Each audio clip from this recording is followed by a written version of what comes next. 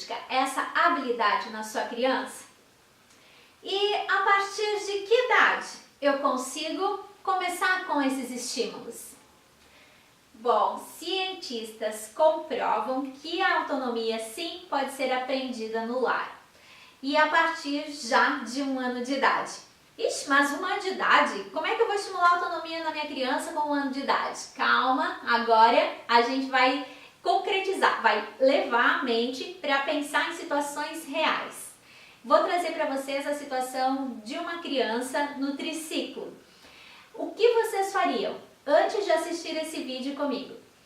Seu filho, sua criança, 1 ano e pouquinho de idade, para na parede com o triciclo.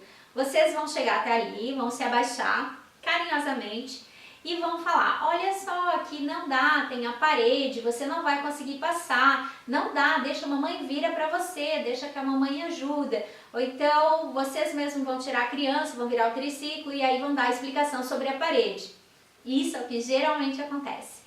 Agora, qual é a sugestão que eu tenho para dar para vocês? A criança tenta passar, né, bate lá o triciclo na parede, vocês vão até ela, se abaixem e conversem, né, evidenciando o problema. Puxa vida, você percebe que aqui não dá para passar? Olha só, tem essa parede, como que você vai resolver? O papai vai ficar olhando você, dá uma olhada ao redor de você, como você pode resolver? Tente, meu amor, você pode conseguir. Que tal? E aí você dá uma ou outra sugestão depois que a criança já tiver feito 1, 2 ou 3 tentativas. Mas como que tal? E se você fizer assim ou se você fizer assim? Qual das duas situações você acha que dá para ser feito melhor? Porque também ela vai decidir. Mesmo você tendo ajudado depois dela ter tentado algumas vezes. Vocês notaram a diferença? As perguntas. Sair da condição de solucionadora de problemas, sair da condição de detentora máxima do conhecimento. Dividir a angústia, dividir o problema é uma das estratégias que a disciplina positiva, que a comunicação não violenta e que a própria neurociência ampara em relação ao comportamento ou à reprodução de um novo comportamento. E é justamente desta forma que eu ajudo os pais em sessões individuais ou até mesmo em grupos. Agora eu vou relatar para vocês mais 2 situações vividas nas semanas anteriores em atendimentos com pais.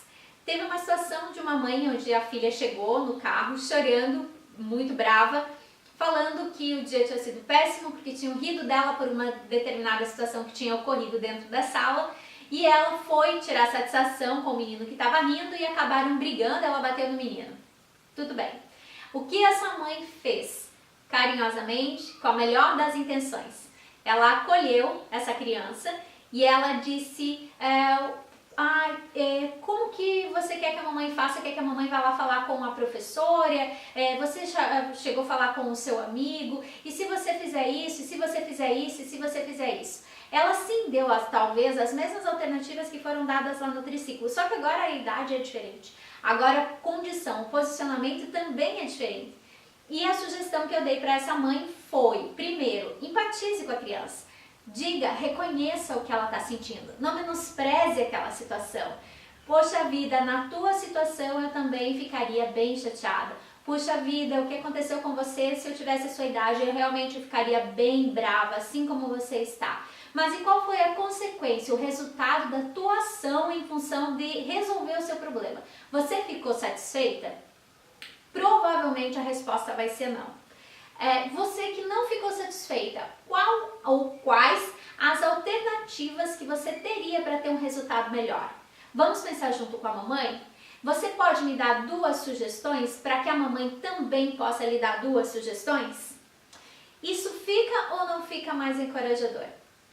Fica ou não fica mais estimulante para a criança pensar, refletir primeiro sobre o resultado que ela teve diante da tentativa de solucionar o problema e depois para a criança criar novas possibilidades diante da mesma situação.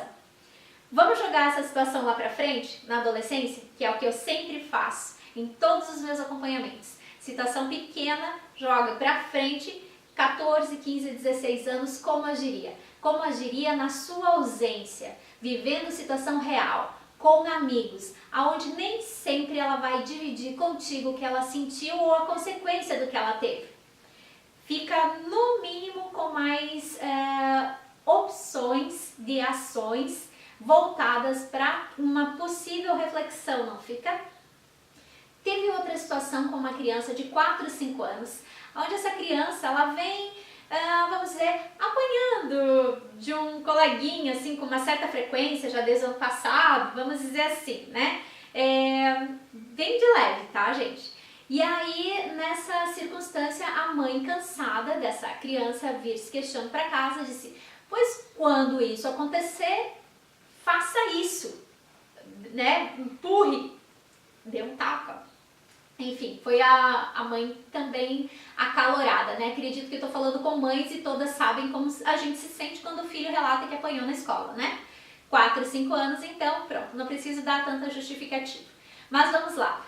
Quais as ações que essa criança passou a ter? Quando situações parecidas com aquela começavam a acontecer, essa criança adotou esse comportamento como regra, empurrava ou batia. Mas ela foi orientada pela mãe para fazer isso. Então, tá errado por acaso?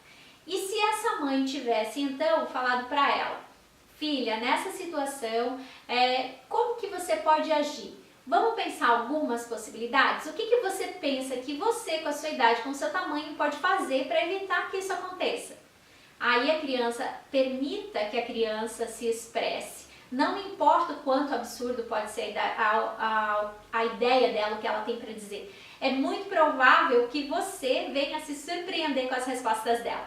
E claro, depois você pode assessorar. E se você falar com a prof? E se você correr mais rápido a hora que vir esse coleguinha próximo? E se você, né, dá algumas sugestões? Com a situação aparecendo, surgindo, emergindo, essa criança de 4 a 5 anos, no mínimo, vai pensar em qual alternativa, qual comportamento ela vai adotar diante da situação que quem vai estar vivendo vai ser ela. E não vai estar simplesmente executando uma ação que ela foi orientada a ter pela mãe, que inclusive foi chamada na escola por esse motivo, sendo a filha dela daí tratada, né, como a malvada, vamos dizer assim.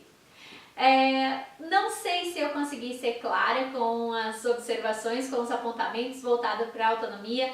Eu sempre sugiro que os pais façam perguntas e, por favor, saiam da condição de solucionadores, dividam o problema, falem, relatem que vocês também têm problema. A gente está com um problema em relação ao horário de saída durante a manhã. Como que a gente pode resolver? Quem pode assumir quais responsabilidades para que isso não aconteça?